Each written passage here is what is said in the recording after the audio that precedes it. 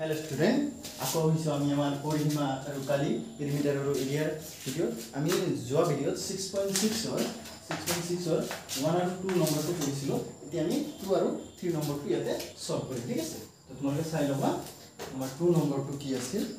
2 আৰু 3 মানে এইটো আমি কৰিছো এই দুটা কৰিছো 1 আৰু 2 কৰিছো বাট 3 আৰু 4 টো কৰিম তো 3 তোমালোকে ভালকে চোৱা কেনেকৈ দি আছে চিত্ৰটো তোমালোকে কিতাপত চাই লবা কেনেকৈ সংযোগ কৰিছো এইটো ৰেখাখন সংযোগ কৰিছো আমি কলমেদি কৰিছো চাইছানে তো এনেকৈ সংযোগ কৰি দিয়া ইয়াতে মানে তিনিটা আহি আছে এটা আয়ত আৰু দুটা ত্ৰিভুজ ঠিক আছে তো এই তিনিটা আমি কালি উলাম চোৱা তোমালোকে ভালকৈ চাই লবা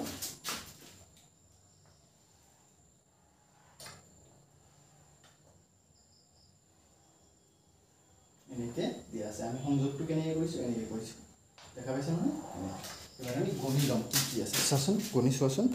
ভালকৈ গণি চোৱা কেইটা আছে ইয়াতে 1 2 3 4 5 6 7 8 9 10 এইটো আমাৰ কিমান আছে 10 আছে 10 থাকিলে মানে চোৱাচোন এইটো যদি 10 থাকে এইটো যদি সম্পূৰ্ণ 10 থাকে মানে এইটো সম্পূৰ্ণ হৈছে 10 এইটো একে হয় না এইটো 10 থাকিলে এইটো কিমান হ'ব 5 এইটো কিমান হ'ব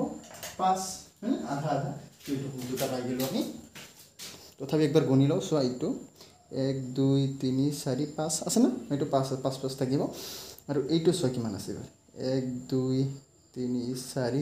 5 6 আমাৰ এইখিনিৰ পৰা এইখিনি আছে 6 ঠিক আছে এইখিনিৰ পৰা এইখিনি আছে 6 এইবাৰ এইটো কিমান আছে চোৱা একে হ'ব দুটা একে যেহেতু এটা গণি ললে হৈ যাব 1 2 3 4 এইটো কিমান আছে 4 আমি সকলো পাই গেলো এইটো 4 এইটো 4 হয়নে তো এইটো আমি কালি উলিয়াম এরিয়া কালি কি হ'ব চোৱাচোন এইটো এটা আয়ত ইয়াৰ দৈৰ্ঘ্য হৈছে l হৈছে 10 প্ৰস্থ হৈছে b হৈছে 6 আৰু এইটো দুটা হৈছে ত্ৰিভুজ ঠিক আছে যেটা আমি শৰ্টকাট কেনেকৈ চোৱা কেনেকৈ কৰোঁ তোমাৰ এইটো হৈছে আমাৰ আয়তৰ কালিৰ সূত্ৰ চোৱা l * b 10 * l * b মানে হৈছে 6 ঠিক আছে l * b আৰু ত্ৰিভুজৰ ইয়াতে সেম ত্ৰিভুজ হয় না হয় তো দুটা আছে তো আমি 2 দিব পাৰি এনেকৈ সেম দুটা আছে এখানে 2 পূরণ ত্রিভুজের হাফ ইনটু ভূমি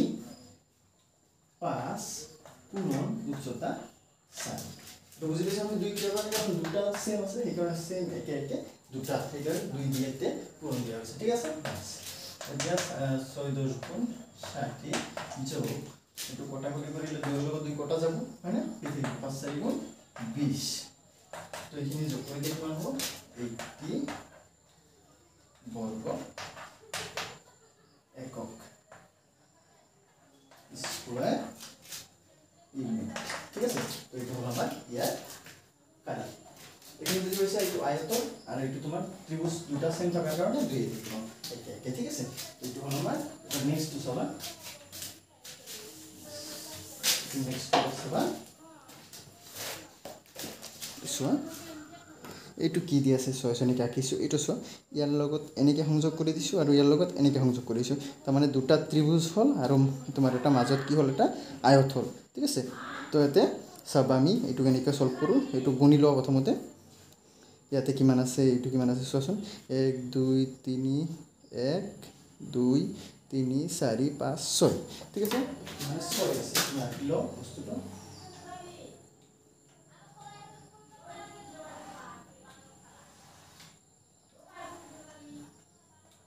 সংযোগ করা হয়েছে না